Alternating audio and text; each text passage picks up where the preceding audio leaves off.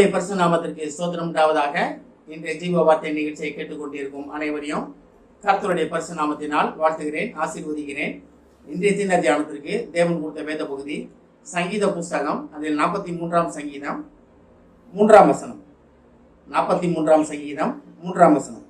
உமது வெளிச்சத்தையும் உமது சத்தியத்தையும் அனுப்பியருளும், அவைகள் என்னை நடத்தி உமது பரிசுத்த பர்வதத்திற்கும் உமது வாசஸ்தலங்களுக்கும் என்னை கொண்டு போவதாக. தேவ வெளிச்சத்தை அனுப்பியருளும் என்று சங்கீதக்காரர் கேட்கிறார். பாருங்க, தேவ வெளிச்சம் நம்ம மேல பிரகாசிக்க வேண்டும். இன்றைய தினம் தேவ வெளிச்சம் உங்க மேல் பிரகாசிப்பதற்காக நான் தேவனை வேண்டிக் கொள்கிறேன். இதுல பாருங்க, 3-4 காரியங்கள் சொல்லப்பட்டிருக்கிறது. உமது வெளிச்சத்தையும் உமது சத்தியத்தையும் அனுப்பியருளும். சத்தியம்னா என்ன? வேதம் தான் சத்தியம், கையில் இருக்க பைபிள் தான் சத்தியம், இதுதான் சத்திய வார்த்தைகள், இதுதான் சத்தியம், எல்லாமே தான். வெளிச்சம்னா என்ன? தேவன்றது வர வெளிச்சம், தேவ வெளிச்சம். அதை தேவ வெளிச்சத்தை நம்ம எப்படி புரிந்து கொள்ள முடியும்? வேத வசனமாகிய சத்தியமாகிய வேத வசனத்தை நம்ம தியானிக்கும் போது, அதை புரிந்து கொள்ளும் போது, இதுல தான் தேவ வெளிச்சத்தை நம்ம பெற முடியும். இது இல்லாம நம்ம பெற முடியாது, தேவ வெளிச்சத்தை பெற முடியாது. தேவன் நம்மளுக்கு சகலத்தையும் நம்ம கையில கொடுத்திருக்கிறார். ஆனா அதை எடுத்து எப்படி பயன்படுத்துவது, அதை எப்படி செயல் நடைமுறைப்படுத்துவது அப்படின்னா, அது இந்த வேதாகம புத்தகத்தில் தான் சொல்லப்பட்டிருக்கிறது. சத்தியமாகிய வேதாகமத்தில் தான் எல்லாம் சொல்லப்பட்டிருக்கிறது. ஆனால் தான் உமது வெளிச்சத்தையும் உமது சத்தியத்தையும் அனுப்பியருளும்.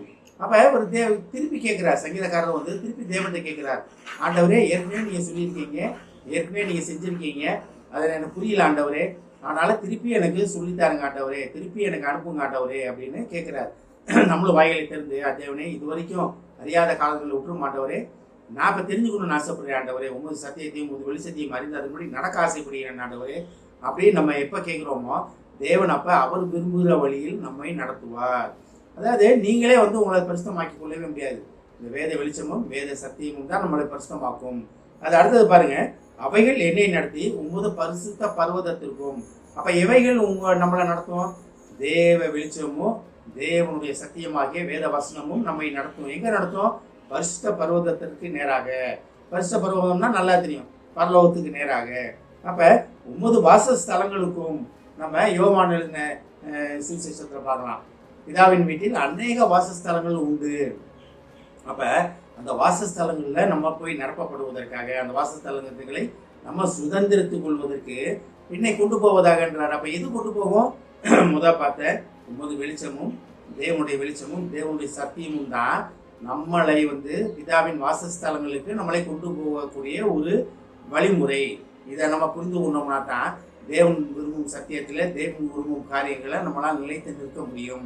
அநேக நேரம் நம்ம சுயத்தின்படி ஓடுறோம், சுயத்தின்படி ஓடி நம்ம ஒரு சரியான இடத்துல போய் நிற்க முடியல, நம்மளால தேவன் விரும்பும் இடத்துல நிற்க முடியல. அப்ப தேவ வெளிச்சம் நம்மகிட்ட இல்லை, தேவன் விரும்பும் சத்தியம் நம்மகிட்ட இல்லை அப்படின்னு நம்ம வருத்தப்படுறவங்க அதை பத்தி கவலைப்பட வேணாம். ஆண்டவரே, இன்னையிலிருந்து நான் உண்மை நோக்கி பார்ப்பேன், உமது சத்தியத்தில் நான் நடப்பேன் ஆண்டவரேன்னு ஒரு முடிவெடுத்தோம்னா தேவன் கரம் பிடித்து நடத்த வல்லவராக இருக்கிறார். நீங்க எத்தனை தடவை தேவனை விட்டு போனாலும் அதை பத்தி தேவன் கவலைப்பட மாட்டாரு. எப்படி என் மையம் என்ன திருப்பி வருவான்ற நிச்சயம் அவருக்கு உண்டு. ஏன்னா நம்மளை பேர் சொல்லி அழைத்திருக்கிறார்.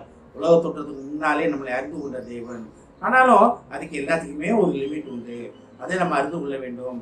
உமது வெளிச்சம், நம்ம தேவனுடைய வெளிச்சத்தில் நம்ம நடப்பதற்காக அழைக்கப்படுகிறோம். அப்ப அந்த அழைப்பை நம்ம எப்படி எடுத்துக்கிறோம்? இன்னைக்கு ஒரு நாள் இருப்போம், நாளைக்கு ஒரு நாள் வேணாம், இன்னைக்கு இருப்போம் நாளைக்கு வேணாம், அந்த மாதிரி இருப்போமா? கிடையாது. நிரந்தர வெளிச்சம், நிரந்தரமாக தேவனுடன் நம்ம உருவாடுவதற்கு அழைக்கப்படுகிறோம். ஆனால் தான் தாவீது ராஜா அதெல்லாம் எழுந்துருவோமோன்றதுதான் உமது சத்தியத்தையும் உமது வெளிச்சத்தையும் அனுப்பியருளும் அப்படின்னு கேட்கிறாரு. ஒருவேளை நம்ம எந்த இடத்துல இருக்கோம், நம்ம வாயிலிருந்து தேவன்கிட்ட கேட்போம், தேவனே, உமது வெளிச்சத்தையும் உமது சத்தியத்தையும் அனுப்புவோம் ஆண்டவரே, நான் அதை பற்றி கொண்டு பரிசுத்த பர்வதத்திற்கும் உமது வாசஸ்தலங்களும் நான் சேருவேன் ஆண்டவரே அப்படின்னு தேவன் ஒன்று கேட்போம். தேவன் நம்மளுடைய வேண்டுதலை கனப்படுத்த ஆசைப்படுகிறார். ஆமென். ஜெபிப்போம்.